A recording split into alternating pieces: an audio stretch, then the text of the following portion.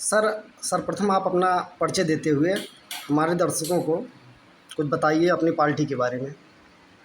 मैं गोपाल जी, उत्तर प्रदेश जयप्रकाश जनता दल का प्रदेश अध्यक्ष हूँ। जी। मेरा दल आदरणीय जयप्रकाश जी के नीतियों पर विश्वास कर रहा है, चल रहा है।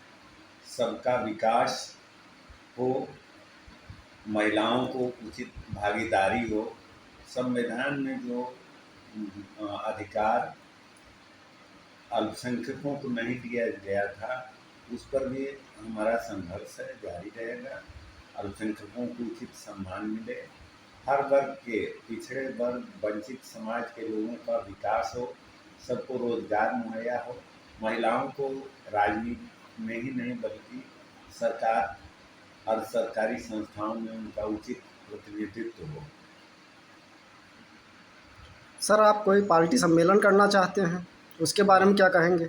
मेरे दल जयप्रकाश जनता दल का राष्ट्रीय अधिवेशन 7 और 8 को रांची में आयोजित किया जा रहा है, जिसमें आसन्न झारखंड चुनाव पर भी विचार किया जाएगा और पार्टी के नीतियों को राष्ट्र स्तर पर कैसे विस्तार किया जाए, किस तरह से पार्टी को जागृत किया जाए, वो राष्ट्रीय अध्यक्ष माननीय पंकज सहाय जी के नेतृत्व में हम लोग विचार कर अपनी नीतियां तय करेंगे। सर आप उत्तर प्रदेश को किस निगाहों से देखते हैं? उत्तर प्रदेश में इस समय जो सरकार है वो पूर्ण रूप से असफल है। जनता की जो उम्मीदें भाजपा के प्रति थी वो बिल्कुल ही क्षीण हो चुकी हैं, जिसका परिणाम विगत लोकसभा चुनाव में देखने को मिला है। पेपर लीक होना, बेरोजगारी का बढ़ना, महिलाओं, अल्पसंख्यकों को उचित सम्मान न मिलना, अपराध का बढ़ना सरकार की निश्चित रूप से विफलता का द्योतक है। वास्तविकता यह है कि जनता से जुड़ी समस्याओं के प्रति उदासीनता के कारण ही भाजपा की यह दुर्गति उत्तर प्रदेश में हुई है। नेताओं में द्वंद्व है, आपसी तालमेल का अभाव है, जनता की समस्याओं से विमुख हो रहे हैं लोग, और सबसे बड़ी बात है कि शिक्षित युवा बेरोजगारों का विश्वास पार्टी से टूट चुका है, बिल्कुल टूट चुका है। बार बार पेपर का आउट होना इस बात की ओर संकेत करता है कि पार्टी का इन एजेंसियों पर सरकार का कोई नियंत्रण नहीं है, और जो लोग हैं अभी जो है सुबसपा के राष्ट्रीय अध्यक्ष और उनके विधायक पर आरोप लगाया जा रहा है, किंतु अभी भी वो माननीय मंत्री और विधायक कानून के शिकंजे से कैसे बचे हुए हैं, ये एक भाजपा की नीति पर प्रश्न चिन्ह लगा रहा है।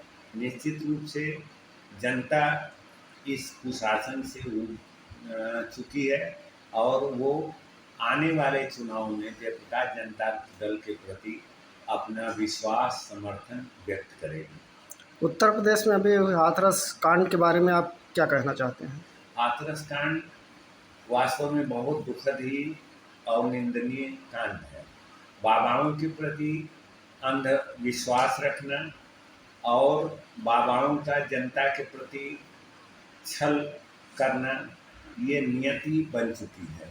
बाबाओं का रोल इस देश में बहुत ही गंदा रहा है।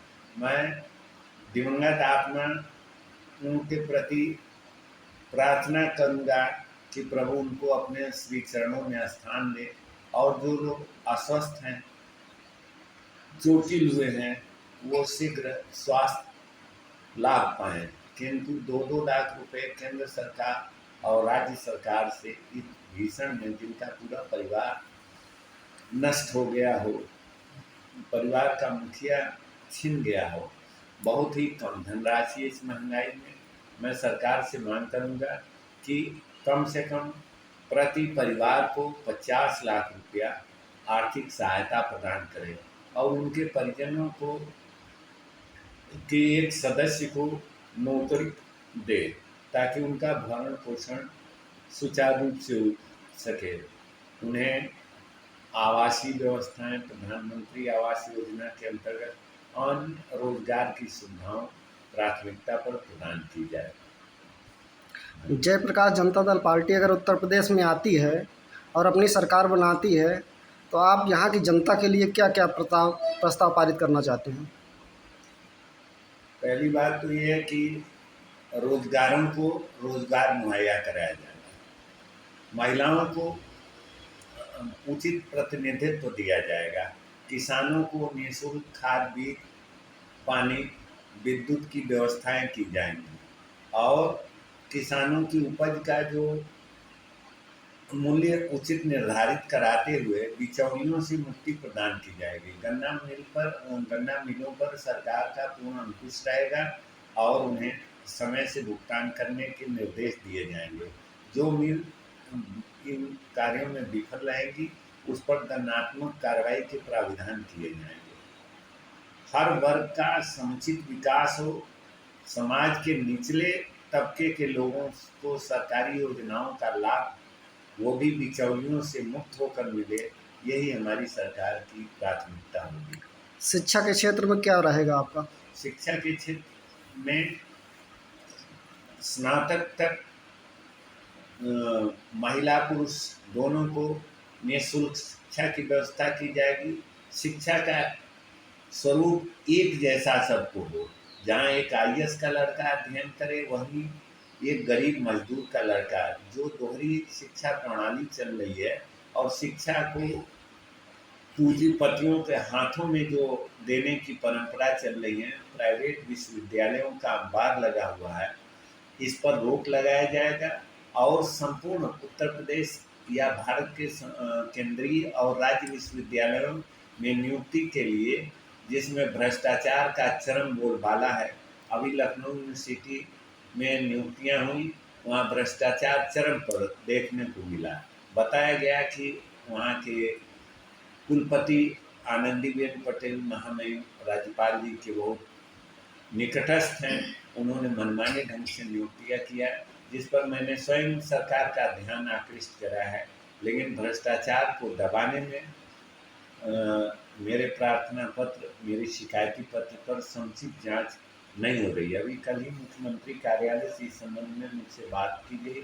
मैंने बताया कि प्रकरण भ्रष्टाचार का है, इसमें त्वरित कार्रवाई की जाए।